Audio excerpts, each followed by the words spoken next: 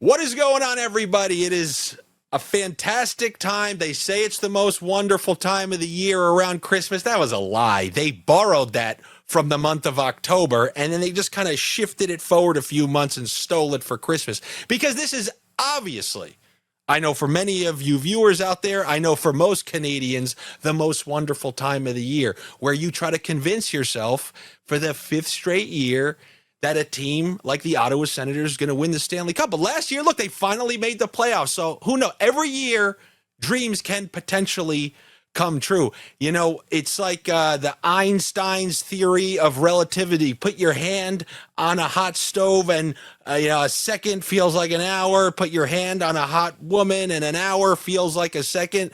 Well, the off season is like one of those times where feels a little long, but not for me and you, Josh. And by the way, we're going to welcome Josh and Carlo for the yearly, I'd like to call it.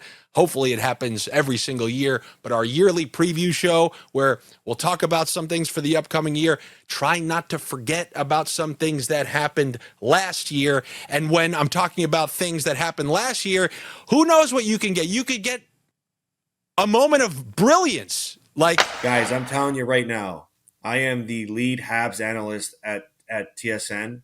I'm going to be doing for Lane Hudson, all of the Montreal Canadiens games. Lane Hudson is a real threat to win Rookie of the Year. This kid is dynamic.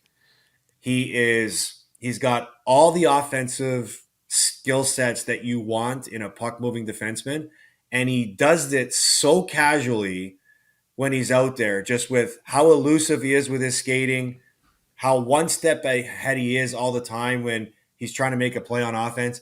Lane Hudson is great value right now because Montreal's power play has struggled a lot in the past, and mostly because they never really had that stud guy at the blue line that either had a shot threat or had the creative ability that he has.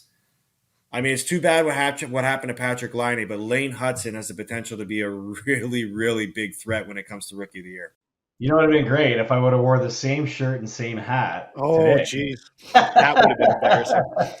Give him the Barry Horowitz pat on the back for sure. Yeah. What do we get it at? Plus 900, Josh?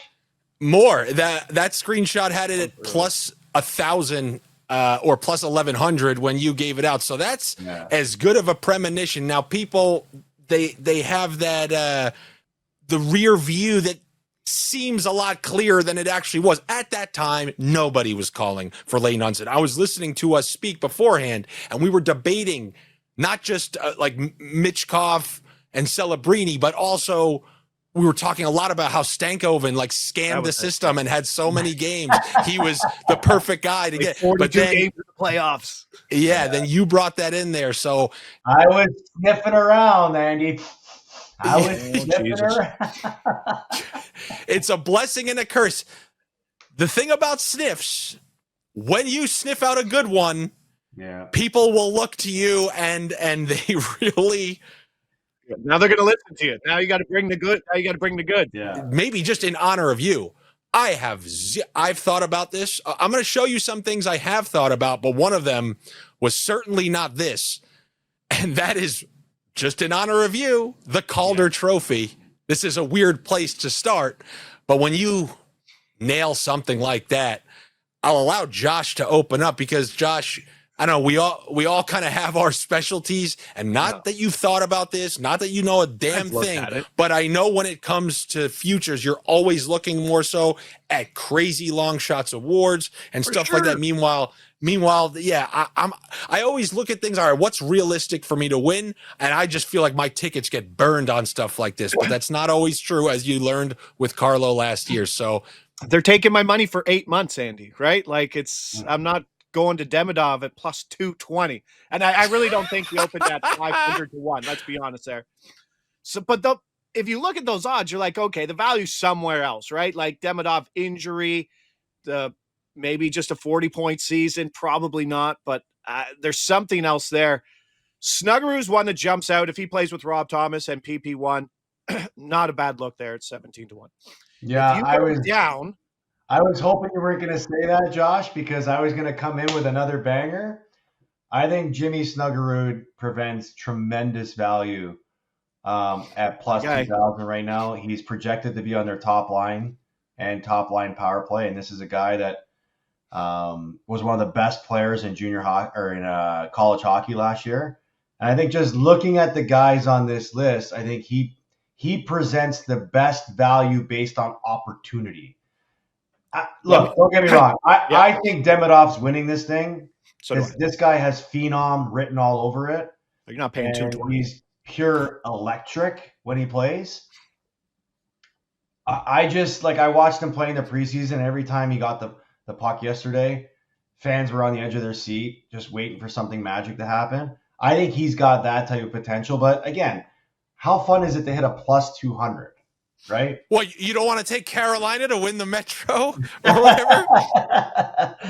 So I think Snuggerud prevents tremendous value. And look, if we're looking at a guy that's not going to wow you with points, Matthew Schaefer right now, you must be salivating over this guy being an Islander fan, Andy. This guy has the potential to be the number one defenseman at the start of the season for the Islanders. Not just that. I mean, I know you cover Montreal. It's part of the reason why you called Lane Hudson. Well, I've sent a little gift your way, and his name is Noah Dobson because it is hilarious. You know what? And Josh, you know this. There are just certain perceptions that live out there. I was thinking, I'm like, how many Canadiens fans have watched more than 3 games of Noah Dobson's career? They're just celebrating just the thought of him that's out there.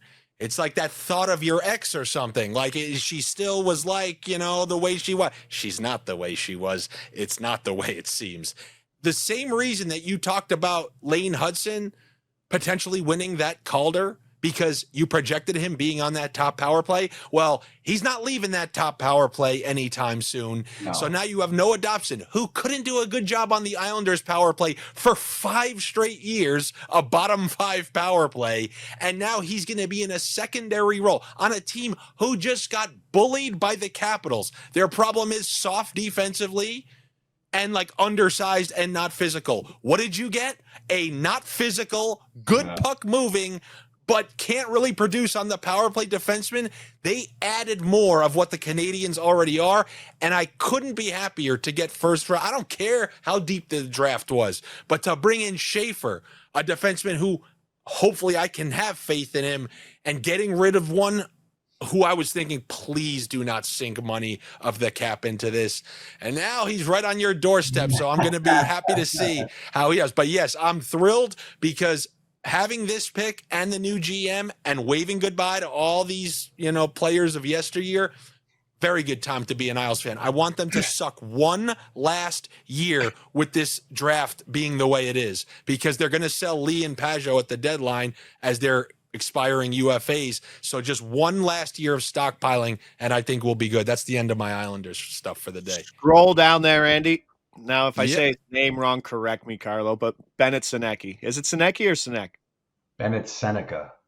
Oh, thank you, sir. See, that's why I need you here. You're like, you got to scroll down. You got to scroll down. Where is he? There, boom. There. Wow, plus 7,500. So he's right now playing PP1 on Anaheim. He's playing line 1 with Kreider and Carlson. He hasn't made the team. Maybe that's just a throw the bone to the young kids, see what he can do with the top guys before they make the cuts. Someone to follow. If he makes that roster, he's top 6 PP1 and playing on a Ducks team that, could have the most improvement year to year. You sure he's going to beat out Ryan Strome and Frank Vetrano for some key minutes? Yeah. Those bums. Yeah, no, exactly. Look, this is definitely a reach, and I like where you're going on this because you're banking on opportunity. That's it. This guy was a number 3 overall pick, and he's got incredible skill, skill coming out of everywhere of his body.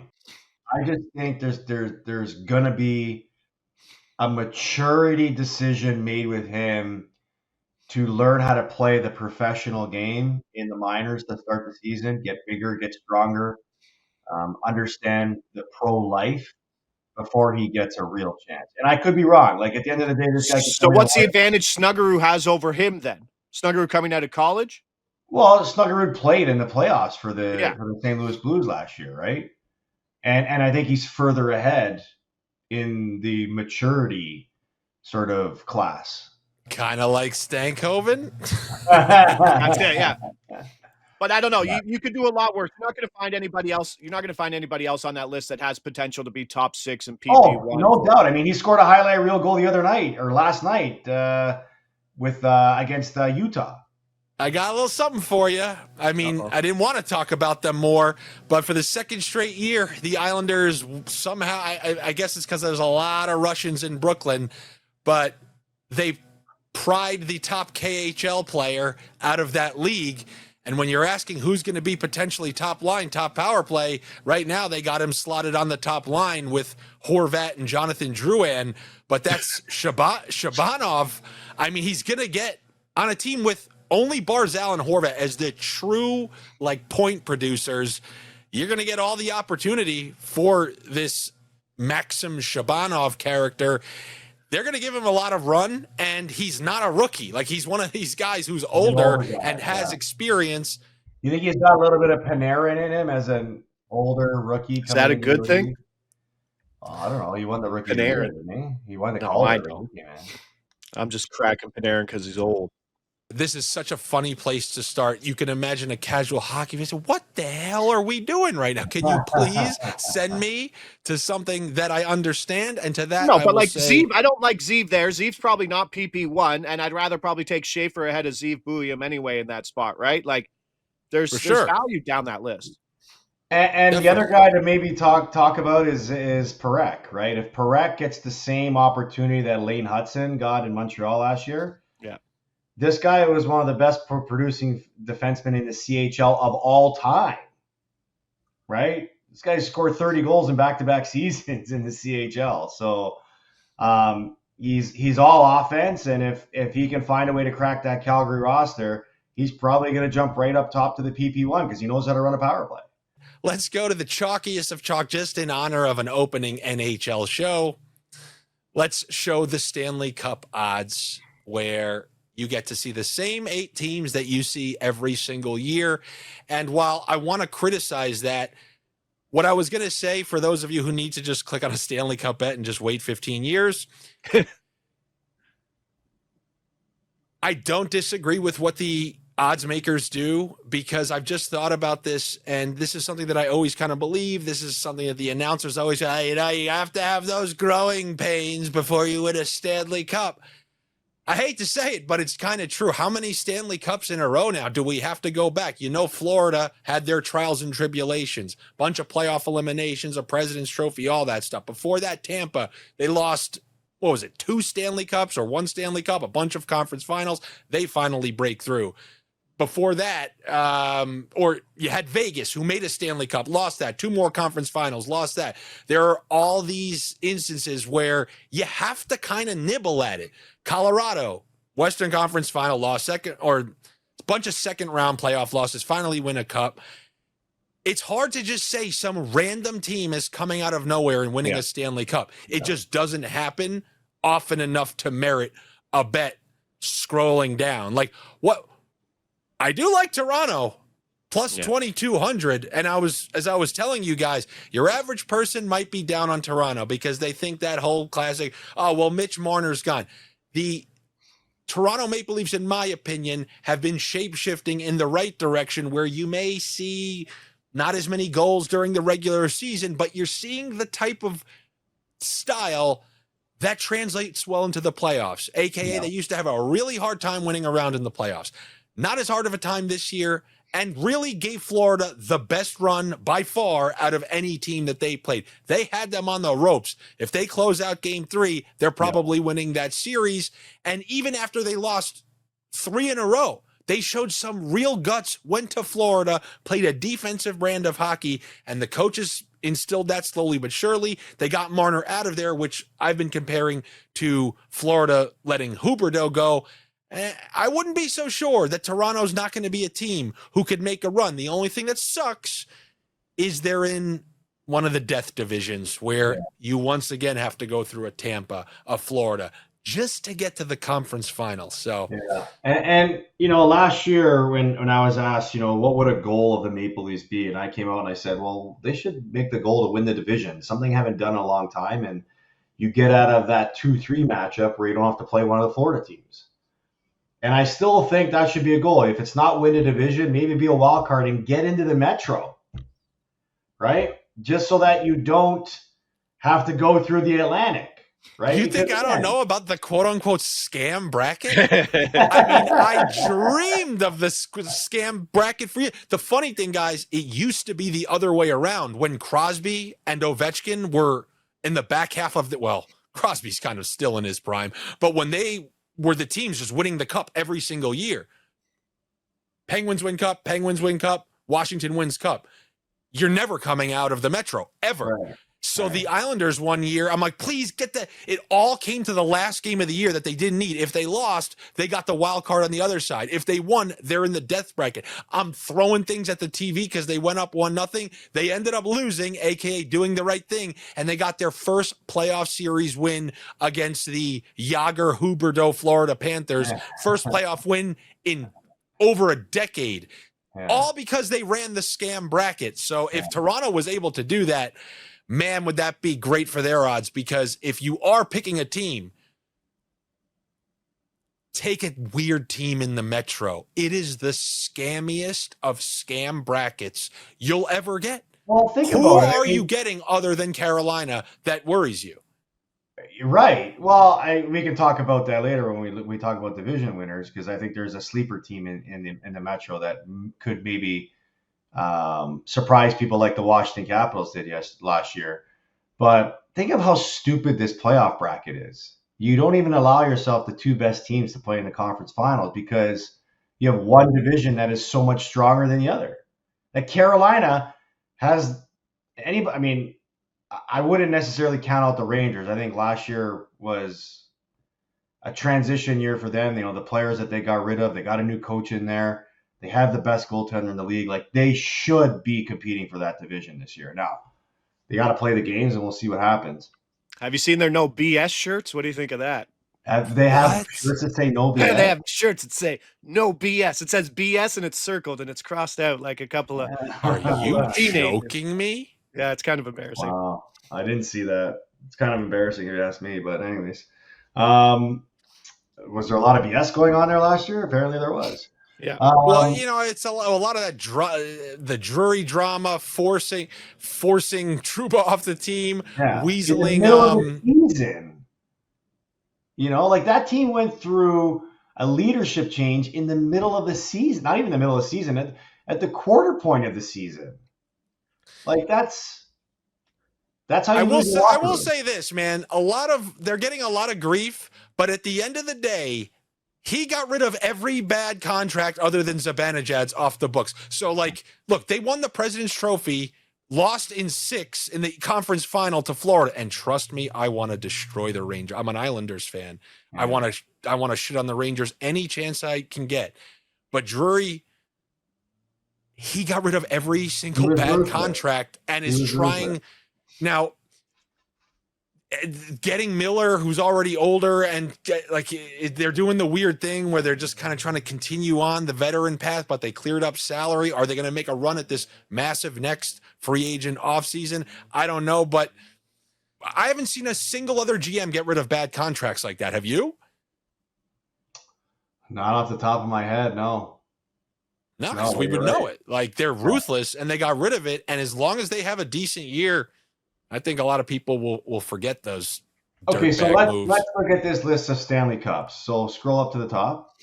Yeah, my favorite, Vegas, 10-1, and then the deeper ones, and then I think you go one from each side. I think Toronto 22-1 or 20-1, and Winnipeg in that 25-22 range. I think those are the three ones that I look at. Well, I mean, obviously Toronto, Winnipeg, they provide tremendous value. I'm not falling off a cliff in Toronto because they lost Marner. I've always cautioned people to be careful what you wish for when there's a lot of the Marner haters wanting him gone, regardless of what happened. And I'm like, look, man, you spent a lot of years investing around this guy with all the draft picks and all the trades and all the player moves and stuff like that. To lose him for nothing, like that could set you back a while. They got no first round picks the next 2 years, right? How are they going to improve this roster around these guys when you don't have elite assets to trade? I mean, you're not trading Easton Cap space, right?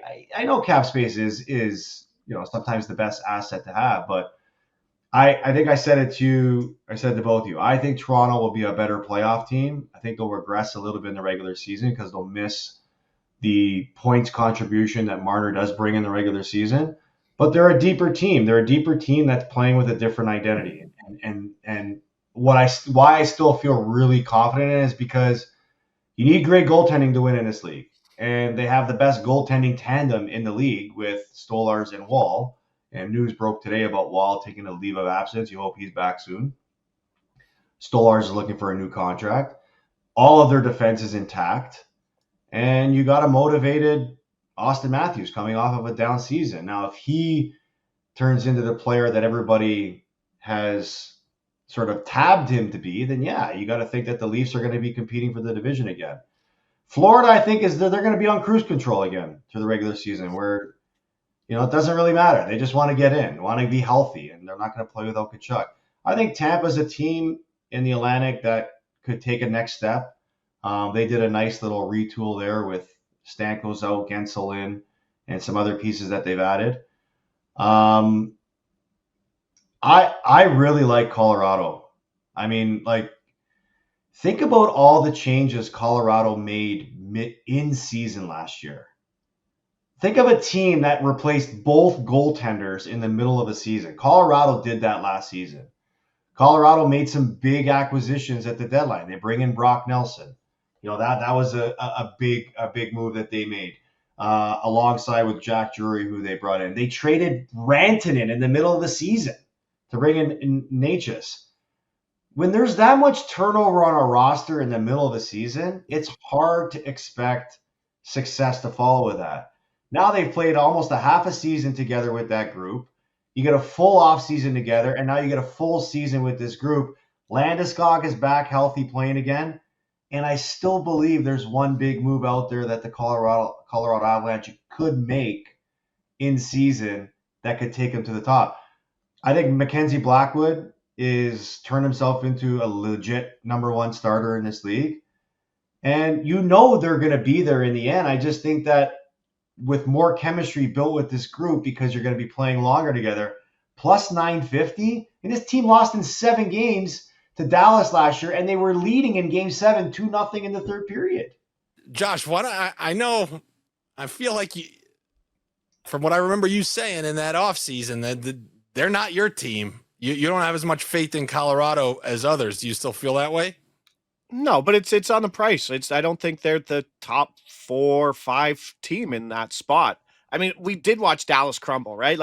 I have soured on Dallas a little bit. I thought they last year were going to make a How push. Did they lose in 5 games to Edmonton? I still don't understand that.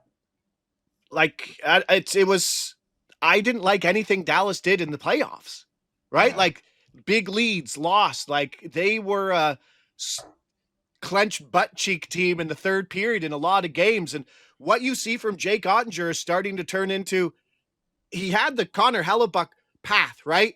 Where he's going, straight from American-born player, potential Conn Smythe, potential Hart guy. But what you see with Ottinger is just falling off a cliff time after time. And it's everything's in place. The roster's there, but it's just not getting done. And I don't know how many cracks that roster's going to get once Jamie Benn's done. I mean, he's not a guy really pushing it, but I don't think they're better this year than they were. You're seeing Harley playing PP1 early in the season, so that's a big thing. Florida, you got to look at the Olympic schedule. Florida's whole team's going to go to the Olympics, which is going to hurt down the stretch too, right? The Olympics is not the week. It's got to be longer than what the Four Nations was, right? The Four Nations was a week here, and then here's some time off, and then Four Nations was 10 days. Four Nations was 10 days. So yeah, but there was the giant break in the middle, right? Was there not? No. Wasn't so it weekend? There's only 4 teams, and the 2 teams that made it to the finals stayed, and the other guys went home early. Oh, okay. So they've played 3 Stanley Cups in a row, 4 nations, going to have an Olympics. So, I mean, they've played a full extra season and more. I really think it might be more. Like when you can 3 playoff runs that go to the Cup final, Olympics, and 4 nations, you better hope they're resting because, I mean... Yeah. Mackie Samoskevich is going to be line 1 on, on February 23rd, game 1 after the Olympics. Carlo, when you played, it was even more physical. Like that, some of those playoff series, I used to theorize that you had to avoid certain matchups to win a Stanley Cup because even if you beat certain teams, there's not enough left out of you to win 2 more rounds, for example. Can they truly go to 4 straight cups? I mean, man, I don't know if you're going to understand this reference, but Henrik Lundqvist, after he lost the Stanley Cup final, when he came back that next year, I said it looked like he prepped for Dallas Buyers Club like Matthew McConaughey. He did not look like the same man. It looked like something was removed from him. Yeah. And it seems like these runs take something out of you. That's 3 straight Cup finals. Many tough series. Yeah. Can they really... do that again? I mean, I'm leaning on the side of no because history just proves that over time you break down, right? It happens. I mean, all good runs come to an end. Tampa's did, Chicago's did, LA's did. At some point, the speedometer is going to run out, right? Yeah, man. So, but I said that about Florida last year, and when Florida finished off Edmonton, they looked like they were ready to play another series, right? So, so that goes into something that at the end of the year, me and Josh did a rap show, and something that Josh kind of brought up to remember. We were. Because many times you just kind of, when the season starts, you become wide-eyed and you forget some of the things.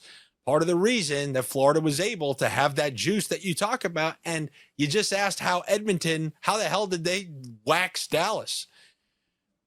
We saw huge strategic resting when the season ended. McDavid, Draisaitl, Barkov, Ryan, everybody had multiple weeks of rest. And when talking to Josh, we're like, that's something that we're going to have to factor in. And over the offseason, I was like, well, I know a time I'm going to factor that in. And last year, I pointed out to you, I said, we thought really nothing of it at the time. I just threw something out. I go, I'm taking the under on all of these guys with high totals because there are way more many paths to not hit an absurdly high total than not. And it worked out. Like literally incredibly. I lost on maybe like 2 out of 10 guys.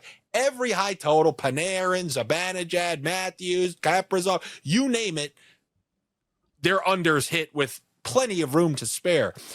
And I was hoping to do the same. I want to show you some of those same players I showed to you last year and how these damn sports books adjusted. Even guys who had good years. I'm going to start with someone you're definitely familiar with, Austin Matthews. You said he's going to have a bounce back year.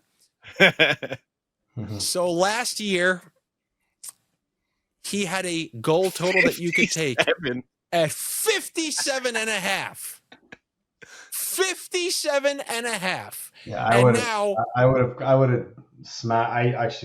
I talked about smashing that under because that's just too much to expect the guy to do every year. Good news. Despite the fact that the sports book adjusted, I'll have a couple for you, a couple tree bets for you, as they say. So how about David Pastrnak? What do you think his line was last year? So now you know what they have Matthews at. Pastrnak was 50 and a half. I'd say 52. Yeah, so you're mostly right. Like when you cranked it in the beginning, 49. It was 52. 52 and a half. Now, what do you think it is this year? 47. We are down to 43 and a half. Wow. So you're talking about basically a 10-goal swing. Connor McDavid, what do you think his was last year? 44. And what do you think it was this year? This year is probably 46. Oh, just 35. 13 goals. Hold on. Like Last year was 35 or this year's 35? Last year was 48. This last year's year, 35. 48 and a half. Oh, I'd be smashing that over 35 and a half this year. But that's what they want you to do. Like, are they going to rest him for a full month? I know. Think about it. They came The out Olympics just seems to be priced in here, right? That where like last year, Four Nations wasn't priced in because it was new. Guys, I think McDavid's going to score 50 goals this year. All right, well then, good. We got that milestone bet available for you. So how about Jack Eichel? Had a huge year last year, right? Yeah. So what do you think his goal total was last year? I think he only scored 28 goals, though, didn't he? Correct. So he I scored. think last year it was, what, 35 and a half, I would say? Okay, close. And what do you think it is this year? 29 and a half? We got 38 and a half last year. 10 less goals. Josh, you love this over, don't you? Yeah, I got him to lead the league in goals scored at 100-1. Wow. Okay, how about your boy Steven Stamkos? What do you think it was last year? He's playing with Miles Wood this year. Last year, I think it was 32 and a half. This year is probably 25 and a half. Last year started at 38 and a half. That was a lock. Oh, my goodness. Minus 110. That was a mortgage payment. So maybe. I was able, just through this time, as I was preparing screenshots for last year's show, fortunately, I didn't delete this. This just happens to be, I don't even know what I was looking at. And sorry, I'm not more zoomed in, but look at the overall Travis Konechny, 36 and a half. You're seeing insane. Do you know out of everyone this year, there's like 5 players listed in the 30s. Sam Reinhart this year is at like 33, 40 and a half last year. Crosby, 38 and a half last year. I mean, this is insane. Teuvo Teravainen, 25. That's what Eichel is basically at this year. So they made a massive, massive adjustment because they got waxed. That this year is going to be a low-scoring year in the NHL. That's what they fucked up last year, and they got their PP whacked for sure. I'm with Josh. I think they got waxed, but I do have that one trader who's responsible for all the numbers at the book. Old Tommy Tables up there. Just sorry, boss. He got his PP whacked hard. Seriously, Josh, I want to ask you about that because hockey obviously is one of the fewer bet sport. It's not as heavily bet. What do you call that again? I think there's a term for that. There's not as much liquidity in the market. Yeah. Okay. And if anybody needs to remember that I'm not an actual sports no, but I hate how people reference sports betting to trading and just have to use the same terms back and forth. I get it. I hate everyone for a whole assortment of reasons, and you can add that one to the list. But part of the reason is hockey is not one of the most heavily bet sports. I mean, I know maybe that sounds weird up in Canada for the Canadians watching, but I'm telling you, man, you go south of New Jersey, some people are like, what? Who are the Islanders? Is that like a Hawaiian baseball team? They have no clue who these teams are. They don't know what hockey is. So my question to you, Josh, is there just some guy? Because Tommy Tables. The odds at Caesars over the years for random things until you wax them were just asinine. Yeah, there's just some guy who's tasked with doing the hockey odds who's just like, sure. How does that work? Most people copy them, right? No one's not a lot of people are setting their own lines, and people will adjust to other people adjusting, but you can get waxed by the looks of it, right? Last year, those 10 goal difference without any rule changes, with expecting the same amount of games is insane. Just shows you the mistake they made. How many times did they adjust the point correlation last year? 3 times. It wasn't enough. What happens this year? People that work in hockey handicapping are still learning the game. Yes, because not just learning the game, same game parlay with points, stacks as you guys call them, and then or line combos like I usually talk about. 3 seasons ago, maybe only Josh could access them at Bet365 before expanded to more states. They weren't on DraftKings. They weren't on Fanduel. They just started them on DraftKings the season before last. So they obviously put that out there. Then there's the learning curve. A lot of these things, many of them that we've waxed them on, are brand new. It's not like the NFL where they know all the correlations. You can't take the Matt Ryan 2 touchdowns, Julio Jones for a touchdown. They're going to destroy the odds on that. But when all of a sudden you see Michelli playing with Matthews and you take that Michelli assist with the Matthews 2 points and you just have astronomical odds, that wasn't factored into their original equation. As you see year after year, you always think it's over, but it's never over, because any new thing that they add, in my opinion, there's chance for hockey exploitation, because it's such a weird thing. And anytime you introduce something new, you have the opportunity to get them. And in a lesser bet sport, in the NFL, I truly feel like there's these guys with microscopes waiting in the month of July. Yeah. What do they got for us this year? And as soon as it's posted, it's a horse race to see who can come up with something new. In hockey, it's a few weasels, and I hate to say it, like, I think we're 2 of the weasels, Josh. Yeah. There are a select group of weasels finding ways to make ridiculous values. And we'll talk about those line combos before we end. But going back to those totals, I wanted to tell you, Carlo, it's not over. It's not over. I do feel like I was able to find a couple for you that you can take. And I'm starting with a guy who didn't play as many games as these Florida Panthers, but it's been a Western Conference final, the second round, a Stanley Cup final, and you're going to get the Olympics, and he rested the last month of the season. I'm going with the Draisaitl under 47.5. Are you nuts? 47.5. I don't care. There you go. Some guy, you hear he's at home cursing because he's looking at Draisaitl. Yeah. Josh, there's nothing that kills me more than one goes, what do you mean? Hate Leon Draisaitl and Jason Robertson a lot. Oh, no. Right, by the way, it doesn't have to do with that. Okay. Doesn't have to do with that. But you're talking about a guy who they're going to strategically rest. And yes, he beat this total last year with the rest, and he's beat the total in the past. I'm not talking about the previous Draisaitls who didn't have to go through all those playoff runs and then are going to do the Olympics. And we know the team, if they're in a playoff position, has proven last year that they're going to rest him. I'm talking about this Draisaitl, like the one that has all that wear and tear and that they're going to want to have fresh because they just proved to themselves they can sit these guys the last month and turn it on come playoffs. 47.5 is a huge number. Scoring 50 goals in the NHL is not easy. Do you think anybody will be pushed more than Leon Draisaitl in terms of time on ice in the Olympics? Right? Like, great point. Great Latvia, Italy point.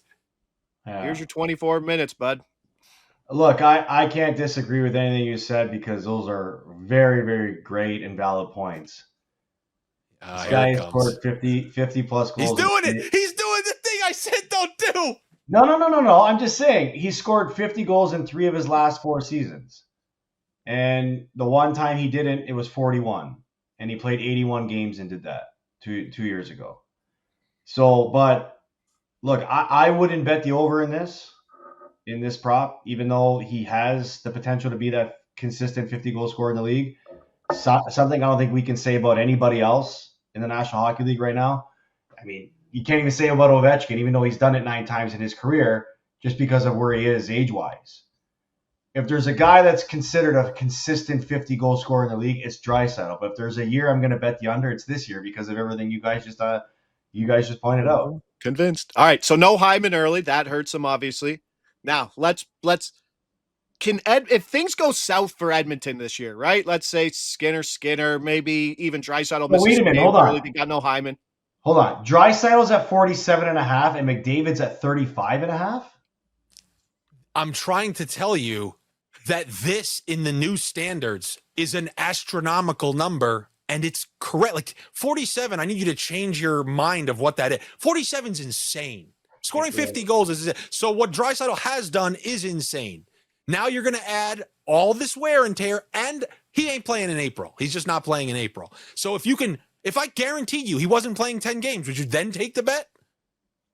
No. Oh, I even if he was playing all 82, I would still take the under. There you go. That there's the He's on board. exactly. Well, I'm just saying, there's that much of a gap between Draisaitl and McDavid. Yeah, 12 goals. Did you say McDavid was 35 and a half, Andy? Yeah, we have the McDavid over here. I believe he was 12 Matthew, goals was a big difference between the two. That's what I'm McDavid. saying, man. Yes. There it That's is. crazy. All right, so say things go bad in Edmonton. Like they've started terribly, almost like clockwork, basically, right? And then they get hot, whatever. If Connor McDavid doesn't sign, like if that gets noisy, would Edmonton ever entertain a trade or like with the possibility of losing him mid-season and getting nothing? Right? Like I think at that point, like the only thing that would have to convince him to leave in the middle of the season is if they're dead last. that's what I'm saying. Like if the wheels fall off, if they're below sniffing a playoff spot, he's committing himself to it. Let's just have this convo quick because it's something people are talking about. I know you've tweeted about it in the past. I mean, I think you tweeted about it during round 1, but it's funny what a couple rounds can do to change the narrative.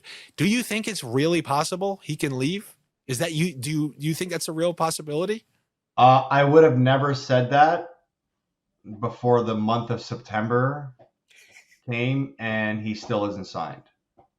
I still believe that he will sign in Edmonton, and it's going to be a short-term deal.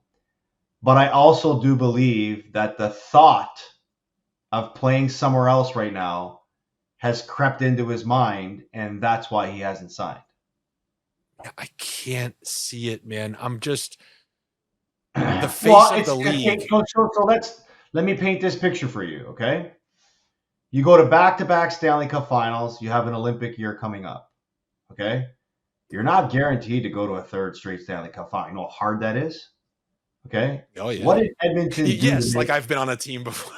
No, but I think what if you're Connor McDavid and you had to sit back and watch this off season of the Edmonton Oilers, what are you excited about? nothing, literally nothing.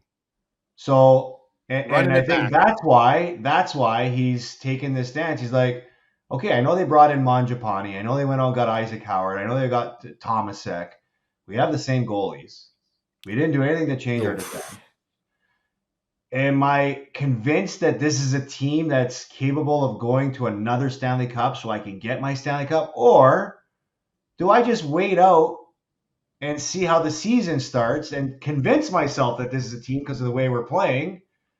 Or convince myself otherwise that I can't trust being here with this group that they committed to, knowing that I'm going to get back to the Stanley Cup, which is something I desperately want to win. So I actually respect him for taking this stance and not falling into the trap that he's got to be an Edmonton guy because he's worried about himself and saying, I got to believe and trust. I've committed 10 years to this organization, and we still don't have a franchise goalie. We've been to 2 straight Stanley Cup finals and lost. Can I see myself getting back to the Stanley Cup final with this group that they've assembled?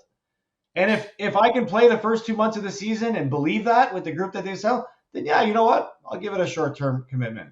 If not, and it falls off the rails, because, hey, we've seen teams fall off the rails, then it's an easy decision for Connor saying, I love you, Leon, but I got to go chase my cup. I can't see us being.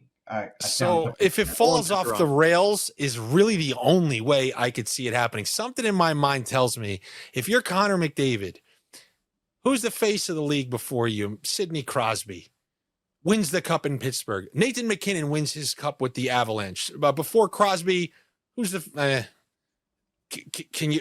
Was it Yager? Probably. He wins his cup in Pittsburgh. Before him, Lemieux, he wins his cup in Pittsburgh. Gretzky wins his cups with Edmonton. Like, I just cannot see this guy wanting to be the Kevin Durant of the NHL. And when you go to another team, what, like, oh, I can make the cup with this team. You just made the cup too. Like, in your mind, you could also be thinking things could get a lot worse. We've made the cup 2 years in a row. We're sniffing. We're right there. Like, what do you want to start fresh and then maybe a whole new set of potential issues arise? I can't see it, man. They were lucky to want to get be the this guy. year, man. Right? Remember we were going into like the third round and they're like, wow, this Edmonton depth is really great. And you're like, that's the luckiest fucking What a story lie. that they got in the early I round. totally agree. I couldn't believe how lucky they were getting. But hey, now to win in this league, you got to be good, but you got to get luck, and they found it. For sure. I think they've been very lucky. All those players you just mentioned, Andy, what's the difference between those players you just mentioned and Connor McDavid? Cup? The difference is those players, in the years they committed to those organizations, had won a cup. 10 years we're talking about. We're talking about 10 years this guy is committed to this organization trying to accomplish that. And he's been to 2 straight Stanley Cup finals. So trade deadlines in March. Fucking Olympics at the end of February, middle to end of February. Like the boys chat, if Connor's not signed and like Edmonton's kind of like a fringe playoff team, like that's gonna be juicy. Hey, what if he just doesn't sign all season and he plays out the year and Edmonton gets ousted in the first round? Right? Still, I mean, Edmonton's due for an early exit. This is a lot of you know what sucks, man? I don't know what you want to call this. The wear and tear without the one reward for it. Like they went conference final, second round, tough series loss against Vegas, Stanley Cup final. That's a lot of wear and tear, man, to not have anything to show for it. Yeah. The route to leave Edmonton is probably 85% end of year versus 15% in season. Yeah, I agree with that. Well, and then I think him leaving Edmonton's probably what? In the people that I've talked to, everyone still believes that he's staying with Edmonton, and I think that's an appropriate way to evaluate this situation. Well, then how about we talk about somebody who's just willing to, the only guy I could say, when I say stars, they always stay. They stay, and that's just the current state of the modern NHL, of course. And then what are you going to say? Except Tavares. Yeah, I know, because I was born. The Islanders won 4 straight Stanley Cups, and I was born right after that. Do you believe that? And then just been cursed ever since. So the most recent guy to leave, but really they gave him every chance to stay, kept doing the same things. Roller hockey Mitch Marner. Like one of Jack Eichel or Mitch Marner has to be the shooter this year, right? Like they can't be setting up anybody. It is impressive that Jack Eichel got to that point total last year, triple digits, playing with who? Dadonov and randomly injured Stone. Like he's played with some bad guys. But you don't think Mitch Marner comes in and makes an impact? No, well, first of all, just stylistically, this is a team who typically they're known for their defense. And when push comes to shove in certain games, like there are certain games they win defensively every year. Like they win low scoring games, not all the time. Sometimes they blow up, but in specific instances, their default tactic to win, and it's obviously their coach's style, is a defensive style of game. This isn't Toronto of a few years ago. And also that Toronto power play, there are points every season where it just scores goals in a fashion where it's a comical how many they're putting in. And you're playing with Austin Matthews, a natural sniper, a guy who scored 60 goals. It makes it easier for a pass first guy. Well, now we got a lot of passers out there. It's a defensive system. The fact that they have his point total above Eichel's, I still think that it's going to run through Eichel's stick. You don't just come there and take over the team like that. 92.5 is a big point total. On a new team anywhere, like whoever you are, you're not as comfortable as where you were immediately. I mean, I'm trying to think of instances. It's like when you go to a new team, there just always has to be some peer. Maybe it's not as great as you think. Like the Islanders thought they were going to just bring in Horvat to play with Barzal, problem solved, but chemistry isn't always there. So what do you got? That first, third tinkering. A year from now, maybe I'll like the Marner over once I see it. But we don't know how they're going to truly be utilized. You can look at how the preseason, so many times within a week that's changed. So a high total for a first-year player is an automatic under for me. All right. You don't see many 92.5s. Like Mikko Rantanen, who we saw find his form with Dallas toward the end, he's at 90. So if you're telling me Marner's higher than him, on a first time playing in Vegas, yeah, that's an under for me. What's your Marner take, Carlo, when it coming out of the gates? Chip on the shoulder or lazy because he's got the bag? I don't know what it's like to play in the league now, but I remember when I played, every time you used to switch conferences, there was an adjustment period because playing in the Eastern Conference is known for being more wide open hockey, more offense. Playing in the Western Conference it's rugged. It's the travel, it's the time change, it's the the heavier teams that you're playing against. There's a lot of factors that come into play playing a Western hockey type of brand and an Eastern hockey type of brand. I would lean on the under in this because I do think that as much as he's excited for a fresh start, there's a new system there that you need to get used to playing, and there's new players that you have to sort of understand how to play with, and that takes time. It's going to take time. I mean, you see that in season too, when guys get traded to certain teams. It's like, well, it takes a little time to get adjusted. I mean, this is the first year of him being a dad, right? I mean, how much of that sort of shifts his normal routine of being a hockey player? I mean, he's bringing out my Yager theory. He's bringing his out my wife- Yager his wife's theory. gonna hate him when he goes on the well, road. but how many examples have we seen of guys that become new fathers and, it takes them a little bit of time because it's a new routine that they have to adopt. Hockey now shares a priority. You want to know why Yager dominated in his 40s, led the Panthers in scoring? He said it. He said, if I had kids, I wouldn't be able to do as much as I do trying to get ready for these games. So you heard it here first.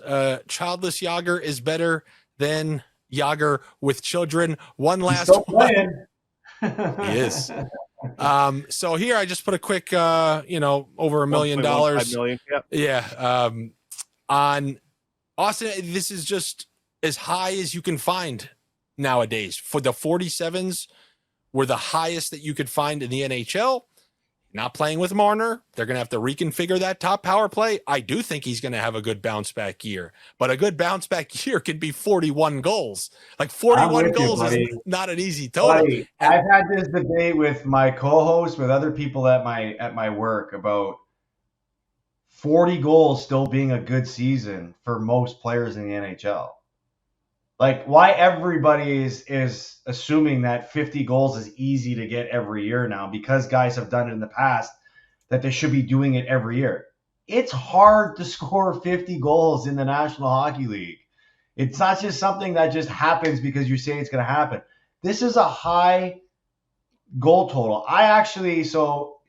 We have to submit sort of projections every year, and they asked me Austin Matthews goals total, and I said 43.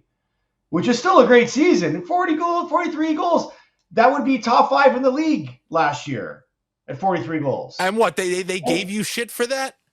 No, it's just people are arguing that he's going to be a 50-goal scorer against me and that every year he should be looked at scoring 50 goals because he scored 69 one year. Can I give you an argument to bring back to them next time? Yeah. That you're talking about the Leafs who played that style of 50-goal scorers a couple years back. They've changed philosophies. The same way the Florida Panthers is the most important person on this defensive system now that Mitch Marner's got too. And that's the other thing that I used in my argument was that, guys, he's playing in a different system. Like, the team system doesn't have these track meet type of games. He's being asked to do more for the team, both offensively and defensively. Like, if he scores 50, great. But to expect him to do that every year, that's a hard ask. I think, and I said this about Austin Matthews, I said the best way to look at Austin Matthews and try to project his goals is just to say he should be in the top 5 of goal scoring last year, every year. And so last year, if he was top 5 in goal scoring, he would have had, you said what? 43 goals? 43 goals was David Pastrnak, 5th most in the National Hockey League. Beauty. I don't know. I think you're talking to maniacs because I think they just have a now delusional perception based on like the one outlier year. just remind them they're playing a new style, a style that almost got them past the Florida Panthers, a style that and Matthews was getting ripped on during the series, and he was playing really good hockey for a long time. That Barkov line wasn't really doing anything, so much to the point they were trying to get the Barkov line away from Matthews. So yeah. Playing with Matthew Knies and maybe Matthias Michelli, right? Like he doesn't have a setup guy. Matthew Knies hopefully gets his 30 plus, bangs home some short ones and plays in front of the net, but he doesn't have Marner. He doesn't have. Yeah, in retrospect, this is a great bet. It really is. Yeah, you should put more than 1.15 million on it. Add another zero. The last thing that I got, like I mentioned, last year I truly feel like blanket betting those unders was an edge. We've obviously done our line combos. Where I've been finding it, even with the NFL a little bit, I think you could find some head-to-heads. And like I am very high on Macklin Celebrini this year. When you watched him play last year and you watched Bedard play and you think about Josh, I'll let you just repeatedly talk about how Connor Bedard's line situations are never quite ideal when looking to develop. Same, man. Their PP1 is still the exact same as it was last year. They just put it out. Yeah, there's Bertuzzi and Tuevo with him again. So if I were to tell you the Sharks play in way more of a ruckus type of environment where you could find yourself in 7-5 games, and Celebrini looked the part last year, where we're still trying to kind of figure out, is Bedard just kind of like a goal scoring sniper, or is he that true do it all type of guy?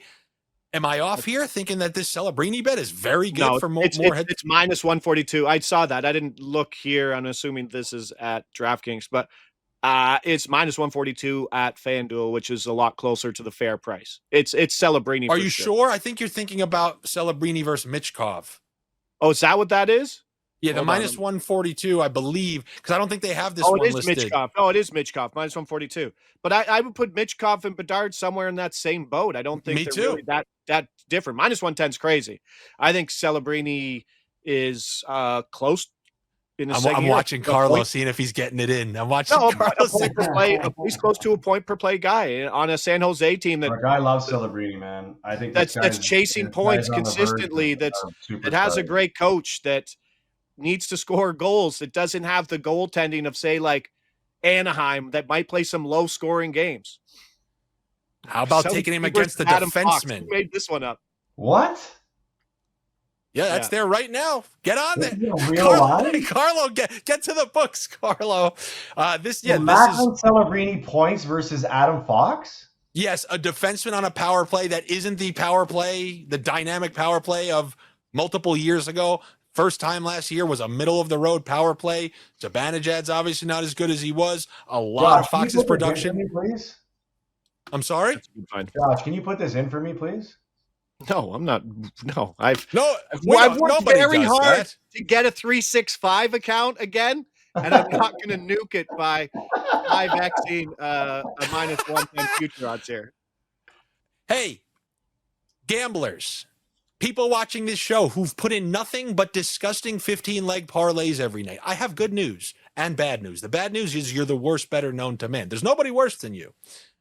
The good news, they're going to open up those. You can put a $2 million bet on this, and they're going to welcome it. You've built up such a donkey reputation that they're going to allow you to max bet this to the roof. Now, look, I mean, injuries and stuff like that happen, but these Celebrini bets, in my opinion, I do think they've made a mistake, and I do think that they are great opportunities. So that's my weaselly great futures bet that I think is a fantastic value. He's probably not going to make the Olympic team, but he'll get some workout. He'll have some workouts with them, and he could just go on an absolute tear versus a rested second half or third of the season, with big dogs having to sit out, right? Like the Kachucks, if the Crosbys, if they're fucking going for a run, which they probably aren't, but I don't know, big name defensive players probably getting a rest down the stretch. And that's where Celebrini could really pipe it in. What's his point totals? Point totals,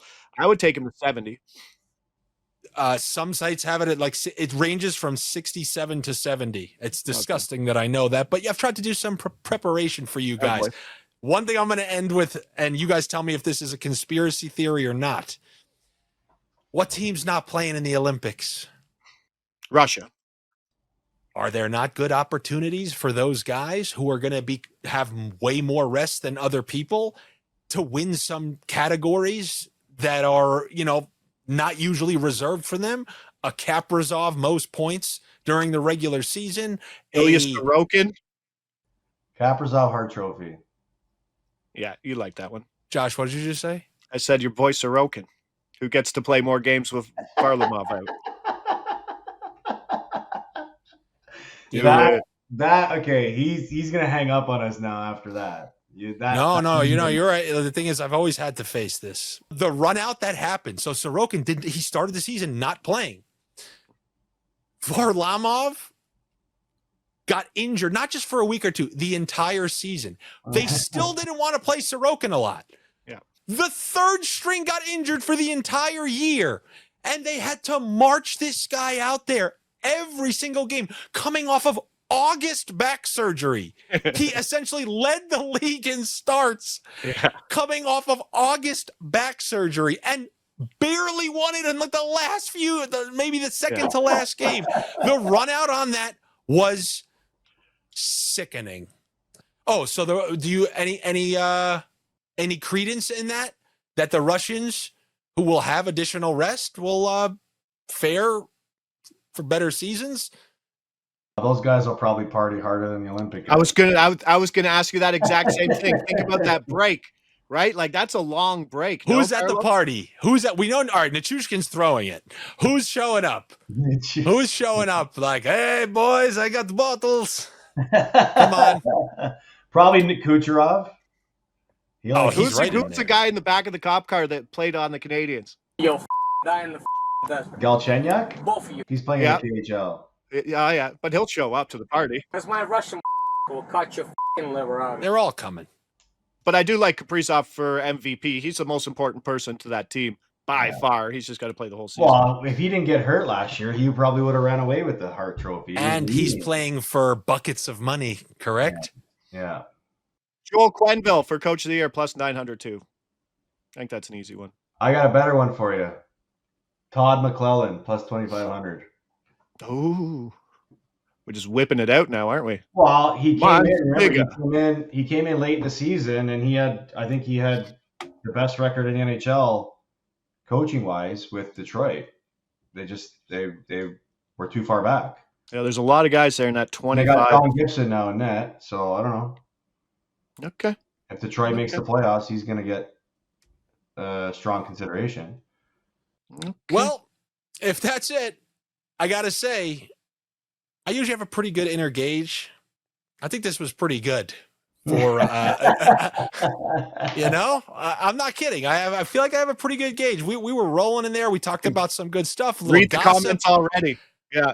Who are these donkeys and why is it an hour long? Are we pirates or what? I don't know. I think we're too responsible now. Even I'm a little too responsible, but we are pirates. You want to know why? And I'm sorry, this is the one last thing because I know people, they just want to hear about it. I think Josh is a little bit more negative than me on this topic. He did it last year and then he was like, oh no, maybe I was wrong. And then he continued to rake profits from it.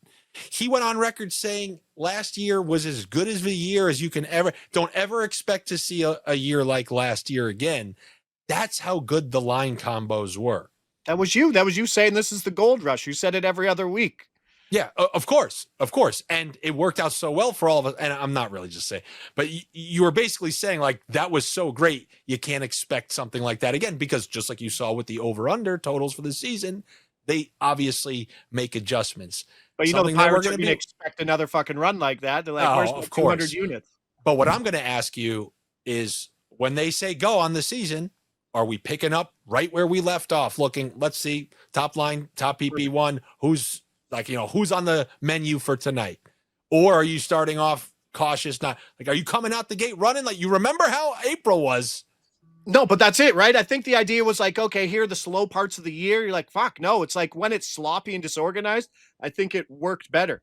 And I think the best day was game 82. Remember like that, the Flyers stack day? Like that was just an incredible day to finish it off. But I'll be going good. And like, I have a Botano account, which is scary because I can go down to the fourth you're line getting and get like, fried. You're and to getting get to like fried. 65-1 for those guys. And you're like, you got to You're getting fried. I want you to wake up every day, Josh. That's it. Yes, I'll be writing. love I'll your be writing down family, every love line your combination. family, but also, like, I love my children, love my wife, and I still got a Botano account because the days of that are not going to be very long. I'll tell you that right now, as Carlo is frantically looking for the Austin Matthews under. I want to thank you guys for coming in. Seriously, you know, it's not as easy to get people to just hop on and do it like this. I really do appreciate it.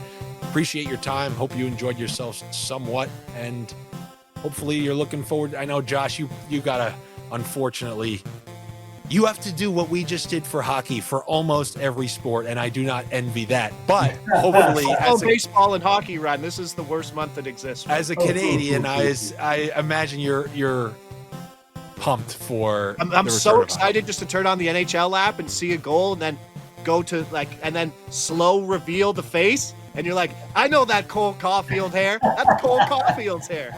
Fucking love it. That is enjoyable. Also, I know you probably think it's corny like me, but you know, I do get new viewers every single year that weasel their way over. Can you just let them know where to find you and your guys' show? Yeah, Carlo and I would be doing live show Wednesday, Thursday, Friday, 10 a.m. live at Covers, YouTube, X, that business. And then I'll be just like you, just talking out on X, telling people to bet. And I don't care about your money because at the end of the day, my money's going on those bets. I think that's the funniest thing, right? Like, everyone messaged me like, yeah, fucking shit picks yesterday. I'm like, thanks a lot. I don't give a fuck about your money. It's my money that I lost that I care about the most. Yeah. And you don't have to share your picks. You do it. I know. I'm not the best guy to take that approach with, because as a New Yorker, it's like before your insult is done, I am just spitting more insults at you. It's if you guys need some assistance and like, hey, just stick me on somebody. I can rant at these people all day long. But thank you guys again. I'm sure we'll be checking in at some point. I appreciate your time. There's the show. All the screenshots of people saying fucking upset about losers. Good luck to all of our future endeavors and yours. This will be fun.